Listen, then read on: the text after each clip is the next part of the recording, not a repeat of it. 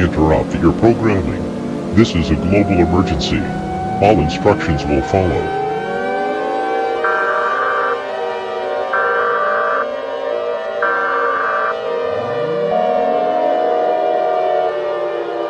We interrupt your programming at the request of the White House.